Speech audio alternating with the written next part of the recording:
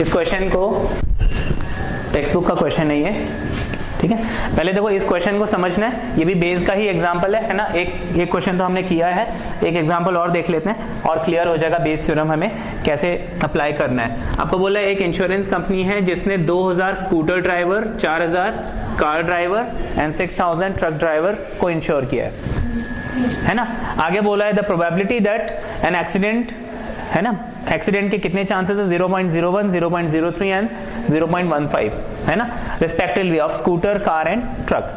अब आपको बोला one of the insured person meets with an accident, है ना। जो जितने ये कितने इंश्योर्ड पर्सन है, 2000, 4000 और 6000, कितने हो गए, 4 और 2 6, 6 और 6 12, टोटल 12000 इंश्योर्ड पर्सन है जिसमें से किसी एक पर्सन का एक्सीडेंट हुआ, ठीक है ना। अब आपको चांसेस निकालने की वो क्या हो, स्कूटर ड्राइवर, ठीक है। इसको निकालना है, यहाँ पे हमें क्या करना है, बेस थ्योरम अप्लाई करना है।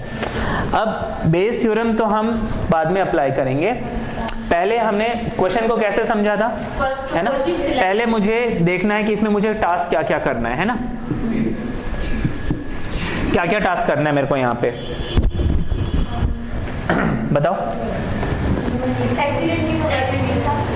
एक्सीडेंट की प्रोबेबिलिटी दी हुई है और हाँ वो कौन कौन से ड्राइवर्स हैं वो उसकी भी प्रोबेबिलिटी दी हुई है ना।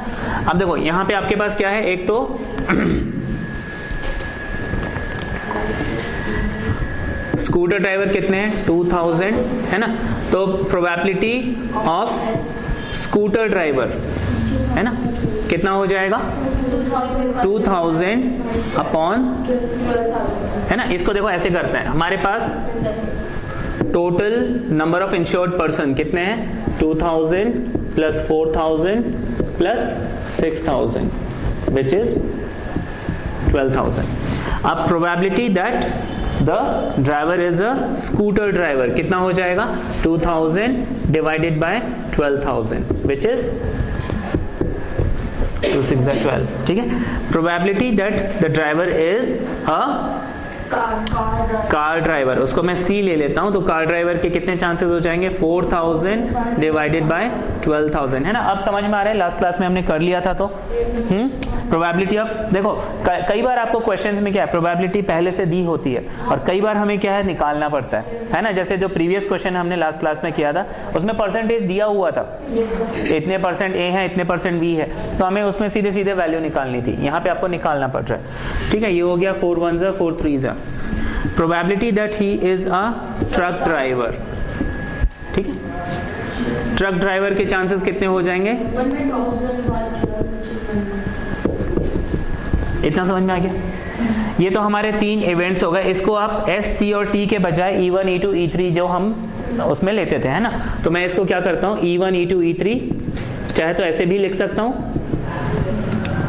या फिर हाँ वो फिर आपको डिफाइन करना पड़ेगा कि भाई E1 is scooter driver, E2 is car driver, E3 is truck driver, है ना, वैसे लिख सकते हो। अब प्रोबेबिलिटी यहाँ पे हम क्या करते हैं, E1 E2 E3 के बाद मुझे क्या करना था, नेक्स्ट डिफाइन करना था मेरा मेन इवेंट। मेन इवेंट क्या है, एक्सीडेंट। अगर A is met with N,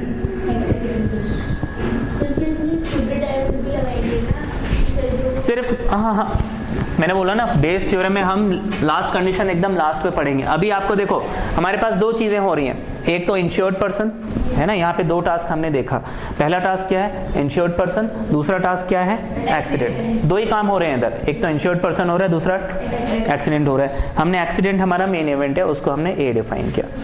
अब मुझे निकालना है कि एक्सीडेंट हुआ और वो स्कूटर ड्राइवर, ठीक है, उसके चांसेस कितने हैं, ठीक है। इसको ऊपर से रब करें,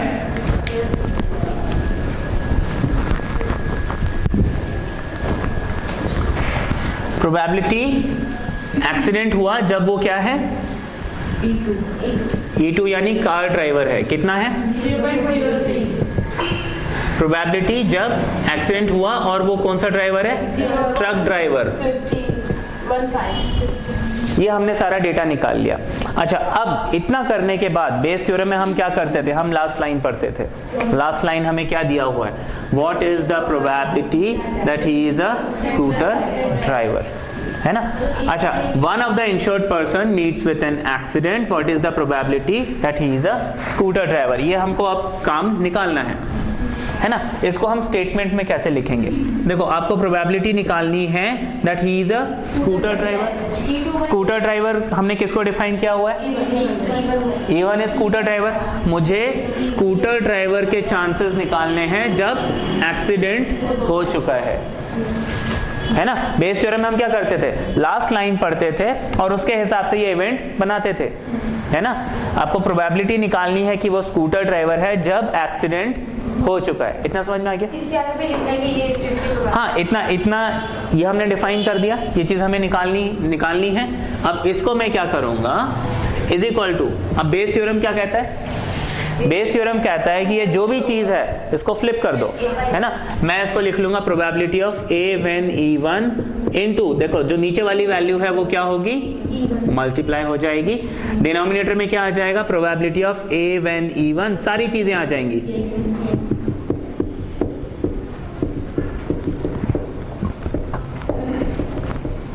और प्रोबेबिलिटी ऑफ, ठीक है। ये क्वेश्चन कई बार आ चुका है। अब मुझे यहाँ पे इनके रिस्पेक्टिव प्रोबेबिलिटीज पुट करने और उसको सॉल्व करके देखना है कितना आंसर आ रहा है। इसके आगे बन जाएगा। बस इसमें इतना पार्ट जो है क्रूशियल होता है ना। यहाँ पे इसको अभी हम पहले पूरा चैप्टर समझ लेते हैं, फिर एक बार हमारा ये हो जाए तो जब रिवीजन करेंगे हम इसके सारे एक एक क्वेश्चन करेंगे, ठीक है। इतना समझ में आ गया? रैंडम वेरिएबल,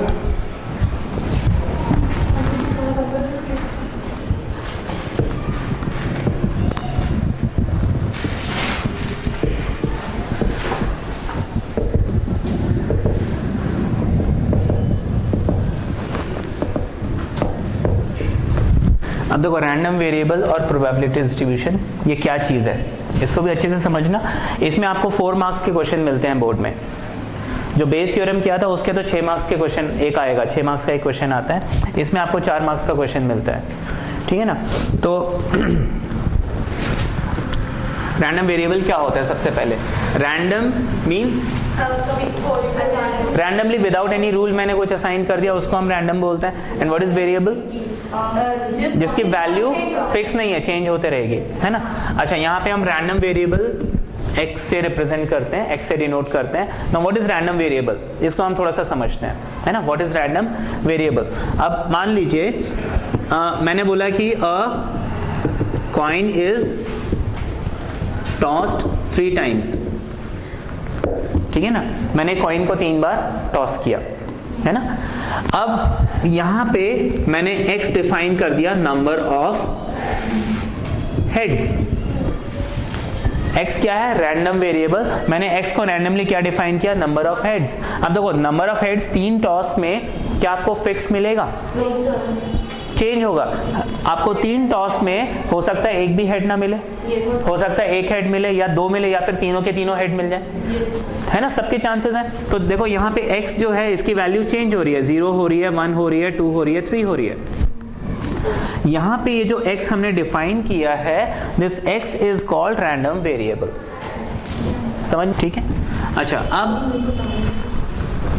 अब इसके बाद मान लीजिए मैंने ये प्रोबेबिलिटी डिस्ट्रीब्यूशन क्या है इसको हम समझते हैं। मैंने x रैंडम वेरिएबल डिफाइन कर दिया number of heads in 3 tosses, ठीक है। Number of heads in 3 tosses. अब यहां पे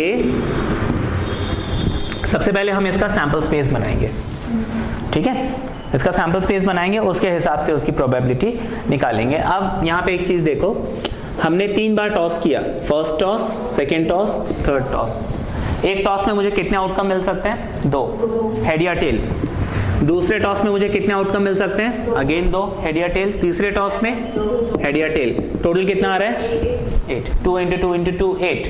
इस 8 को हाफ करो, 4, है ना। 4 आ गया। अच्छा, उस 4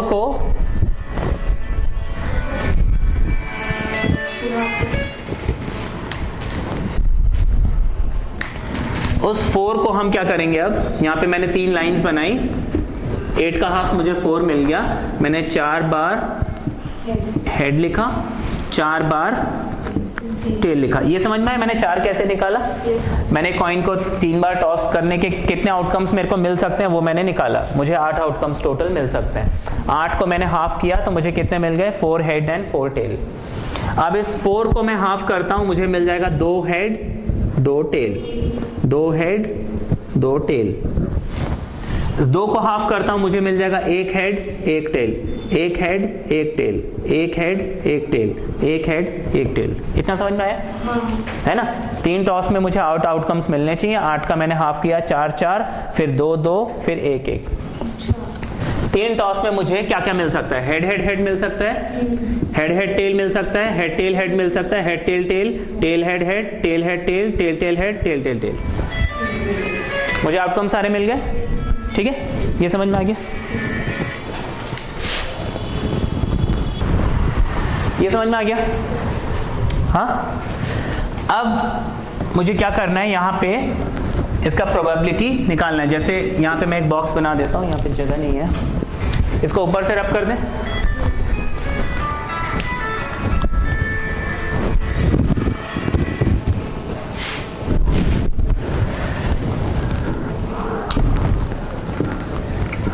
हमने यहाँ पे रैंडम वेरिएबल ले लिया और उसकी करस्पॉन्डिंग प्रोबेबिलिटी ले ली।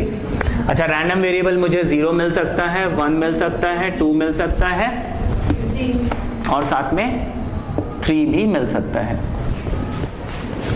ठीक है, अब देखो 0 हेड, इसके कितने चांसेस हैं? सिर्फ एक ही चांस है आउट ऑफ 8। 1 हेड कितने चांसेस हैं? देखो, एक 1 यहाँ पे, एक 1 यहाँ पे, एक 1 यहाँ पे, 3/8। 2 हेड कितने चांसेस हैं? एक 2 हेड यहाँ पे, 2 हेड यहाँ पे और 2 हेड यहाँ पे, ये भी आपको मिल जाएगा 3/8। आपको तीनों ही हेड मिले, सिर्फ एक ही केस है, तो आपको कितना मिल गया? 1/8। ये जो हमने रैंडम वेरिएबल और उसकी करस्पॉन्डिंग प्रोबेबिलिटी निकाली है, इसको हम बोलते हैं प्रोबेबिलिटी डिस्ट्रीब्यूशन। इतना समझ में आ गया? What is probability distribution? हमने रैंडम वेरिएबल डिफाइन किया, जिसको हमने रैंडमली डिफाइन किया। रैंडम वेरिएबल के बाद मैंने क्या किया कि उसमें जो जो रैंडम वेरिएबल है उसकी करस्पॉन्डिंग प्रोबेबिलिटीज निकाली और उसको जो मैंने टैबुलर फॉर्म में लिख दिया, दिस इज प्रोबेबिलिटी डिस्ट्रीब्यूशन। अब इस प्रोबेबिलिटी डिस्ट्रीब्यूशन में आपको कुछ चीजें मालूम होनी चाहिए।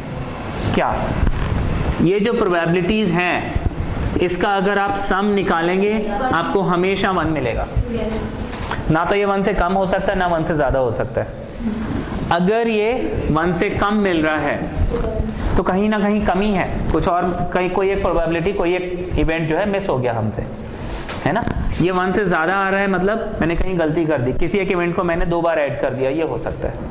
ठीक है, it has to be exactly 1। ये सारी प्रोबेबिलिटीज को अगर हम ऐड करते हैं, 1/8, 3/8, 3/8 एंड 1/8, ये आपको मिल जाएगा 6 and 2, 8/8 विच इज 1, है ना? तो प्रोबेबिलिटी डिस्ट्रीब्यूशन में आपको इनका जो टोटल है वो हमेशा 1 मिलेगा। इतनी बात समझ में आ गई? इसमें किसी को डाउट है?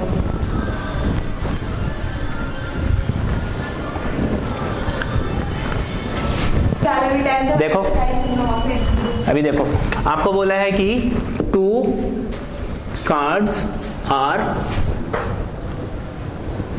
ड्रॉन। ये आपकी के बुक में एक एग्जांपल है, मेरे ख्याल से एग्जांपल 27 समथिंग ऐसा कुछ है ना? प्रोबेबिलिटी डिस्ट्रीब्यूशन टॉपिक जहां से स्टार्ट होता है उसके आगे अगर आप पेज फ्लिप करेंगे आपको ये एग्जांपल हो सकता है मिल जाए। 2 कार्ड्स आर ड्रॉन, है ना, एट रैंडम, ठीक है, with replacement. 2 cards are drawn at random with replacement from a pack of 52 cards. Find probabilities distribution.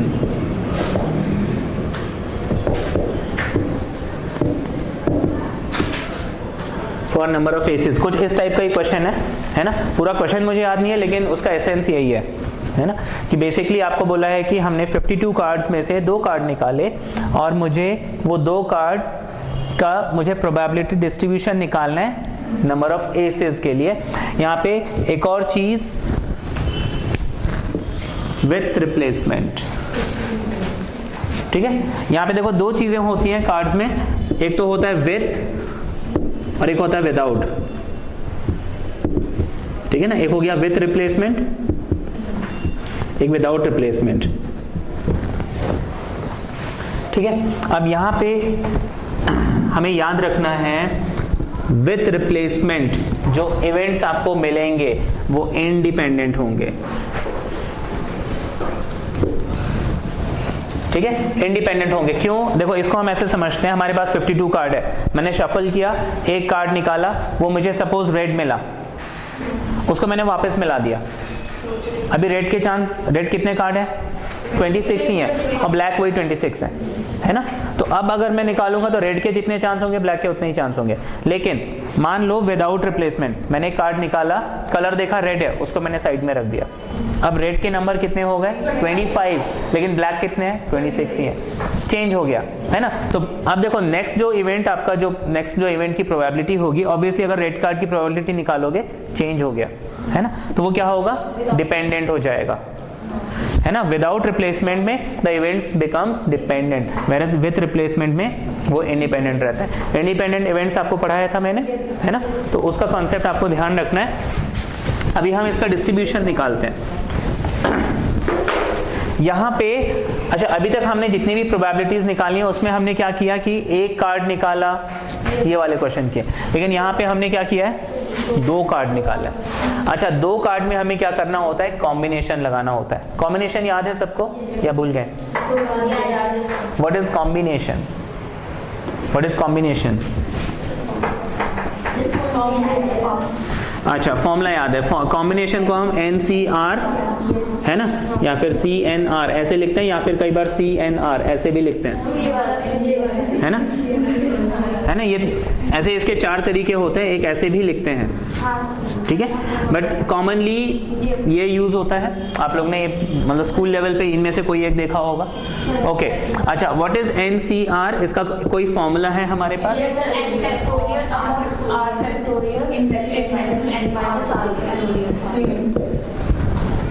ये फॉर्मूला होता है ना। यहाँ पे एक और चीज है, n is always greater than equal to r and 0 factorial हमेशा 1 होता है ना। कॉम्बिनेशन देखो, ये 11th में हमने चैप्टर पढ़ा था परमुटेशन एंड कॉम्बिनेशन। परमुटेशन में हम नंबर ऑफ अरेंजमेंट निकालते हैं, है ना। मतलब अगर रेड यहाँ पे है और ब्लैक यहाँ पे है, ये एक अलग अरेंजमेंट है, लेकिन ब्लैक यहाँ पे है, रेड यहाँ पे, ये दूसरा अरेंजमेंट है। ऐसी है ना, मतलब हम रेड और ब्लैक के बजाय अगर मान लो 1 लेता हूँ फिर 2 लेता हूँ, या फिर 2 लेता हूँ फिर 1 लेता हूँ, ये 1 and 2 12 बन रहा है, 2 and 1 21 बन रहा है ना। लेकिन मेरे पास एक रेड कलर का किंग है और एक ब्लैक कलर का किंग है। मैं अगर उसको ऐसे पकड़ूं, ब्लैक कलर का किंग फिर रेड कलर का किंग, कोई फर्क नहीं पड़ेगा कार्ड्स के केस में, क्योंकि मेरे पास वही 2 कार्ड है। ऐसी है ना। परमुटेशन कॉम्बिनेशन में हमने देखा था, जब मैं ऑर्डर चेंज करता हूं तो फर्क पड़ता है। जैसे ये 2 नंबर्स में 1 2 and 2 1, ऑर्डर चेंज करने से नंबर में फर्क पड़ गया, इसको हम बोलते थे परमुटेशन, जिसको अरेंजमेंट में काउंट करते थे। लेकिन यहाँ पे देखो, मैंने ऑर्डर चेंज किया, कोई फर्क नहीं पड़ा, इस चीज को हम सिलेक्शन बोलते थे, और ये चीज हम कहाँ पढ़ते थे? कॉम्बिनेशन में। अब देखो, हम कभी भी वेल शफल्ड कार्ड से कार्ड सिलेक्ट करते हैं, अरेंज नहीं करते हैं, है ना। तो आप क्या लगाओगे? कॉम्बिनेशन। इतना समझ में आ गया? अब ये तो हो गया कि जब भी आपको एक से ज्यादा ड्रॉ करना है हमें कॉम्बिनेशन लगाना है। आपके पास 52 कार्ड हैं जिसमें से मुझे 2 कार्ड निकालने हैं, है ना। तो मुझे इसमें नंबर ऑफ एसेस के प्रोबेबिलिटी डिस्ट्रीब्यूशन निकालना है। अब x यहाँ पे मैं एक रैंडम वेरिएबल डिफाइन कर देता हूँ, नंबर ऑफ एसेस, है ना, इन 2 कार्ड ड्रॉ विद रिप्लेसमेंट, ठीक है। अब देखो, आपको ये नंबर ऑफ एसेस क्या क्या मिल सकते हैं। आपको या तो हो सकता है एक भी एस ना मिले, या तो हो सकता है आपको एक ही एस मिले, या तो हो सकता है आपको 2 एस मिले। ये समझ में आ गया। अब हम निकालेंगे probability of x equals to 0, मतलब हमें एक भी एस ना मिले, है ना। इसको हम कैसे करेंगे,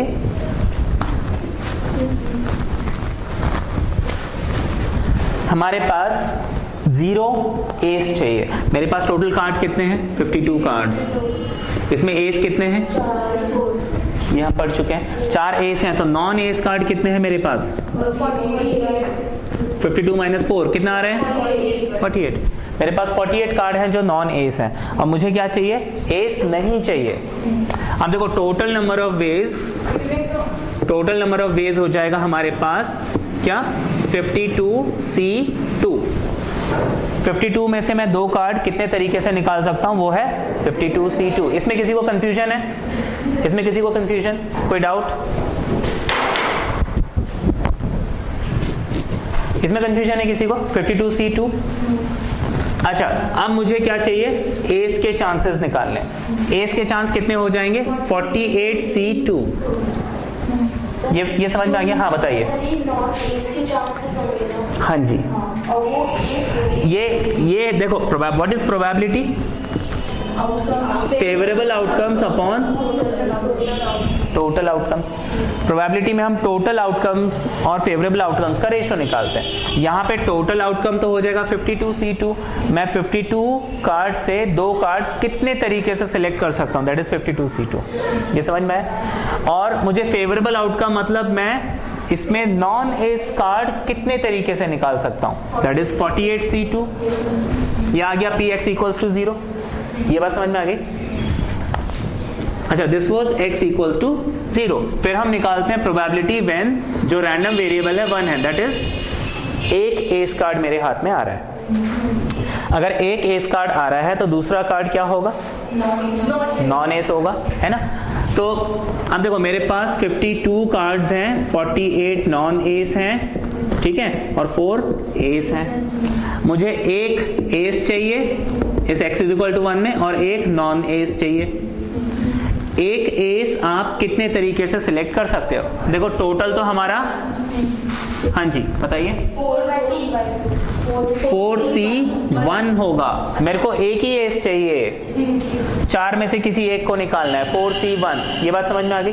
अच्छा, अब मेरे पास कितने कार्ड बचे, क्योंकि एक मुझे क्या चाहिए, नॉन एस चाहिए, तो मेरे पास हो जाएगा 48C1।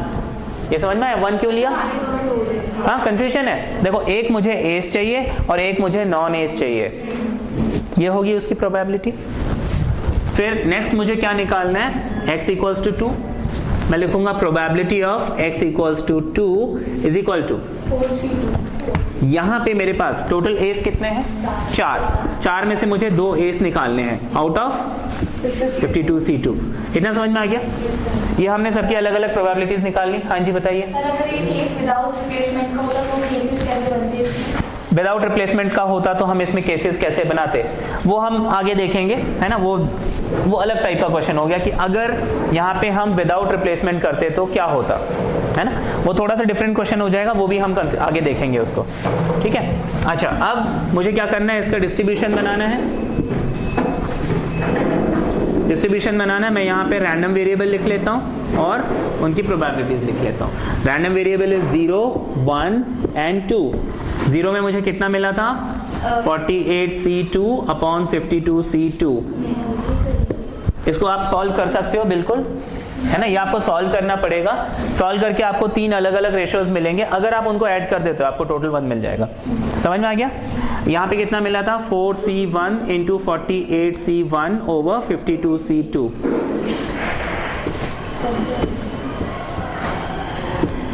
ठीक है, ये बन गया इसका प्रोबेबिलिटी डिस्ट्रीब्यूशन। इतना समझ में आ गया। हाँ, इसमें किसी को डाउट है? बस ये प्रोबेबिलिटी डिस्ट्रीब्यूशन बन गया, और कुछ नहीं करना हमें इसमें। ठीक है, ये क्लियर है?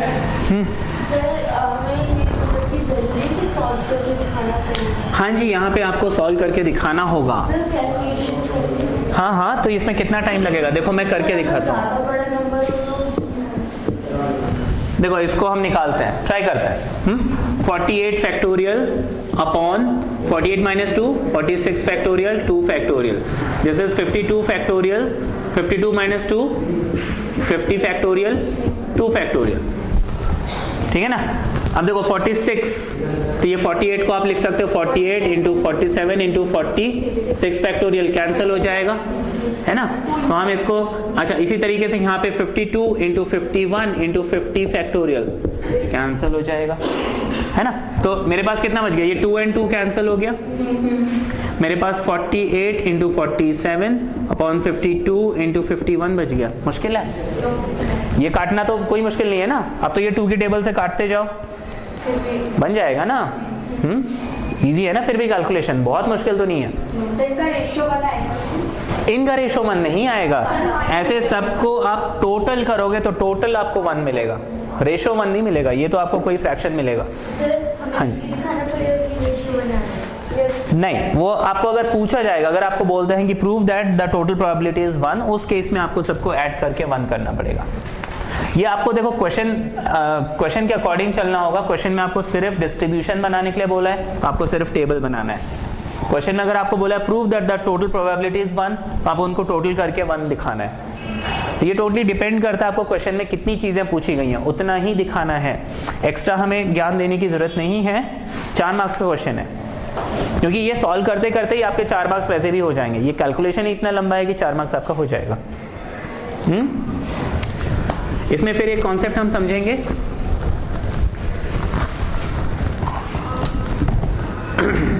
वह है mean and variance of a random variable. अब देखो what is mean and variance of a random variable.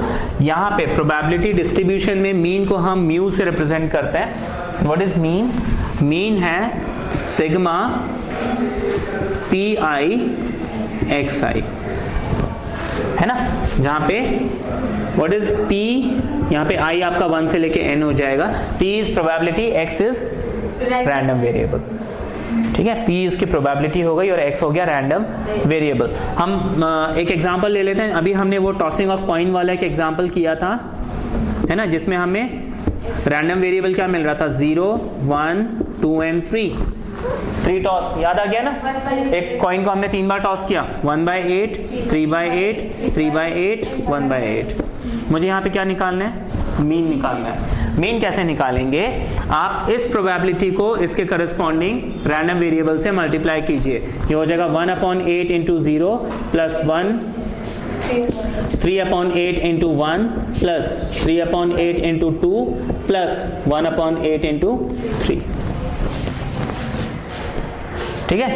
ये टोटल जब हम कर लेंगे, है ना, जैसे कितना मिल जाएगा, 3 2 6 3 1 3 6 7 8 9 12/8 मिल जाएगा। इसको जब आप सॉल्व करोगे आपको मिल जाएगा 12/8, 4 3 12 4 2 8 1.5। मीन आपको मिल गया 1.5। इतना समझ में आ गया? सबको समझ में आया? फिर इसमें हमें देखना है नेक्स्ट चीज वेरिएंस। इसको रब करें।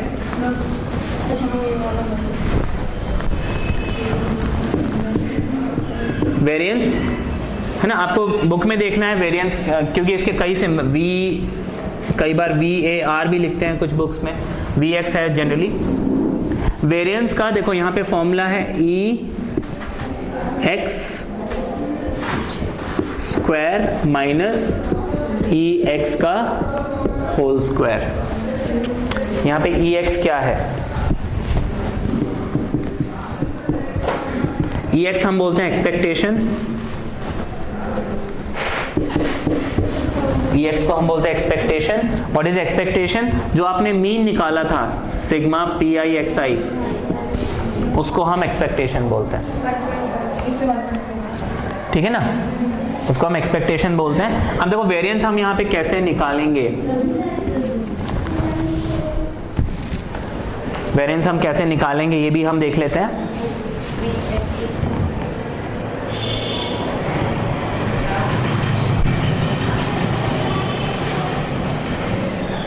लिख लिया ये,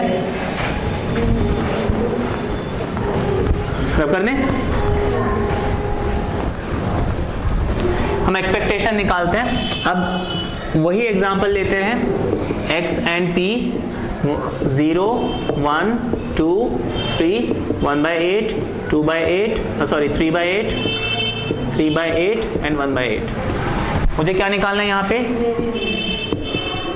वेरिएंस निकालना है ना। वेरिएंस जब मुझे निकालना है तो मैं क्या करूंगा यहाँ पे? सबसे पहले तो EX² कैलकुलेट करूंगा, ठीक है। EX² में कैलकुलेट करूंगा। इसका कैलकुलेशन देखिए कैसे करेंगे। यहाँ पे x² बोला हुआ है, तो बेसिकली ये क्या है? सिग्मा TI XI का स्क्वायर।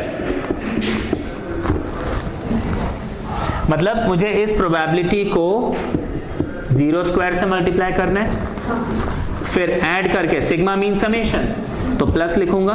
इस प्रोबेबिलिटी को 1 के स्क्वायर से मल्टीप्लाई करना है, इस प्रोबेबिलिटी को 2 के स्क्वायर से मल्टीप्लाई करना है, फिर इस प्रोबेबिलिटी को 3 के स्क्वायर से मल्टीप्लाई करना है।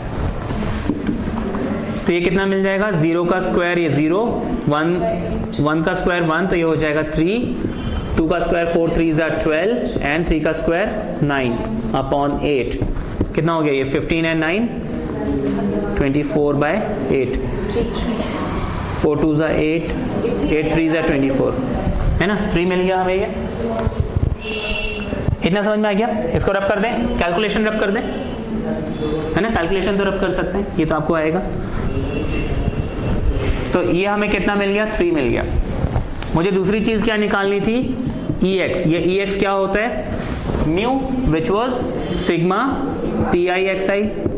ये अभी हमने थोड़ी देर पहले निकाला था, कितना मिल गया था? तो अब मुझे वेरिएंस निकालना है, तो क्या हो जाएगा? EX का square which is 3 minus EX का होल स्क्वायर विच इज 1.5 का होल स्क्वायर, है ना। This is EX। वेरिएंस का फॉर्मूला क्या था? मैं यहाँ पे लिख के दे देता हूँ, EX² माइनस EX का होल स्क्वायर। तो EX मुझे मिल गया 3, EX इज 1.5, तो उसका मैं होल स्क्वायर लिख लूंगा विच इज 3 माइनस 2.25, है ना। ये आपको मिल जाएगा 0.75। ये आपको मिल गया वेरिएंस। इतना समझ में आ गया? कंफ्यूजन है इसमें? Mean and variance. Standard division पढ़ा है आप लोगों ने?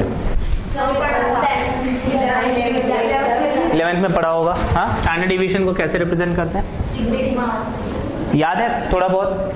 हाँ, फॉर्मूला कुछ इस टाइप का था, ऐसे ही था कुछ फॉर्मूला, है ना। इसको हम बोलते हैं स्टैंडर्ड डिविएशन। वेरिएंस जो है ना। अब ये कंफ्यूजन है मेरे दिमाग में, वेरिएंस क्या है? मीन तो हमें मालूम है। मीन क्या होता है भाई? अरिथमेटिक मीन, सबको सम करो और डिवाइडेड बाय n कर दो, है ना। वो मीन ये तो हमने छोटी क्लास से निकाला है, 9 10 से हमने निकाला है, तो मीन हमें मालूम है।